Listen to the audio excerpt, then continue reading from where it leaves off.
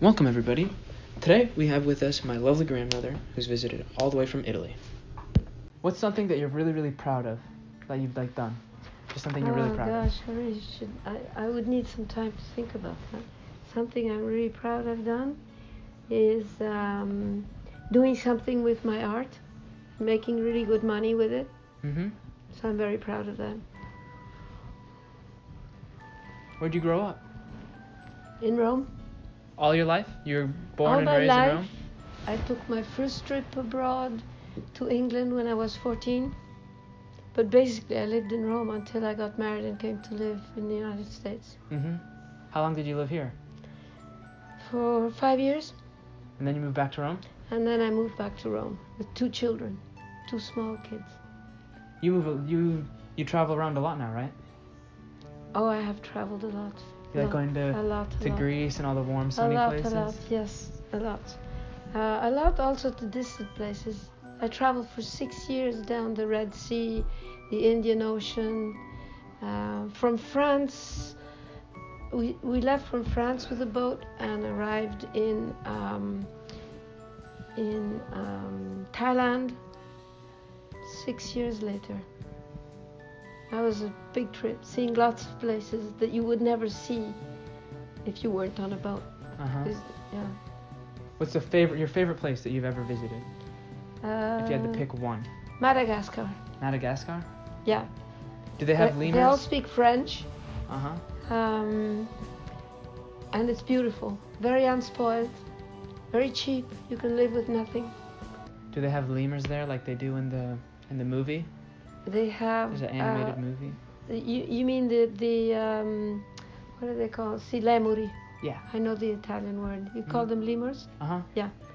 And they're very naughty. They are? They do tricks on you. They steal things, and they're very amusing animals. What were your parents like? My father was Italian from Rome, Roman, and my mother was born in China. Really? From a Belgian father and an Irish mother. And she went to school in the United States, in Marymount. And my grandfather was a civil engineer, so they traveled everywhere. But most of her upbringing was done in American schools. So that was her main language. How has being a parent changed you? I pick up an Italian word that I can't say. That I've become more boring.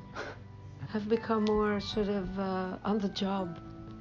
More like you become more of an educator, so that you can't laugh about things that are not really quite right. You know, you have to sort of always put on a face of goodness and morality and sacrificing yourself. A good example, right? You put your finger on it. How about being a grandparent? Oh, being a grandparent is terrific. Because you don't actually have to always be there. You don't always have all this responsibility on your back. And I love children. I love little children. And it's not all day long every day.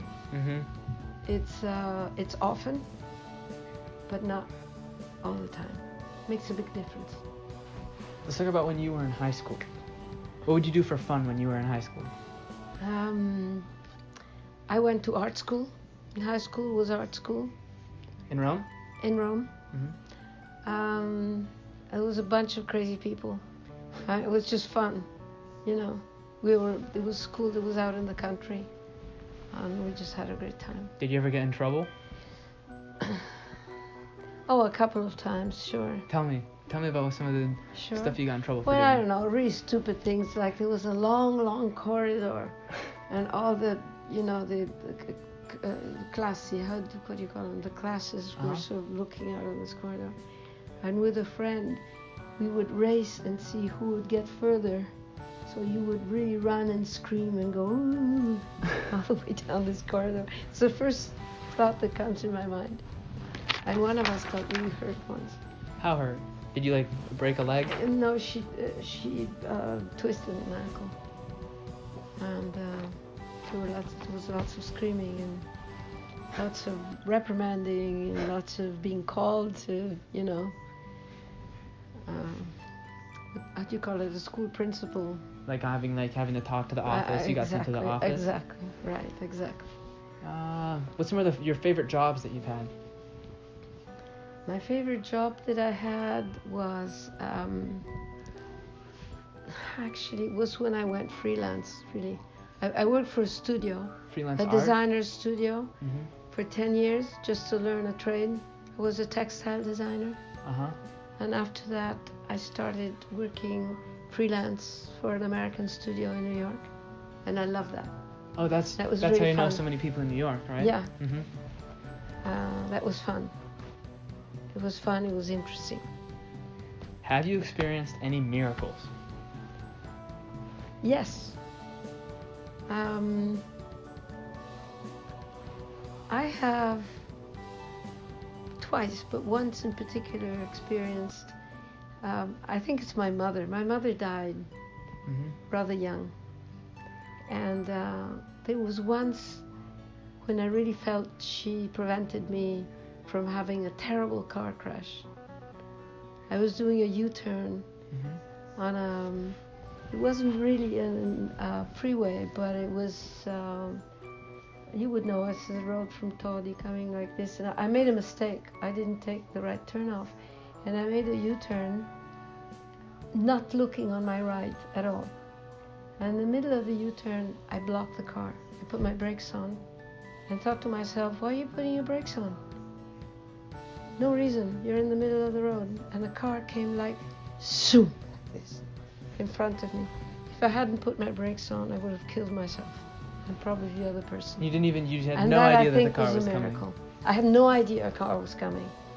And I was reprimanding myself, saying, why put your brakes on? There's no one there. So that was a miracle.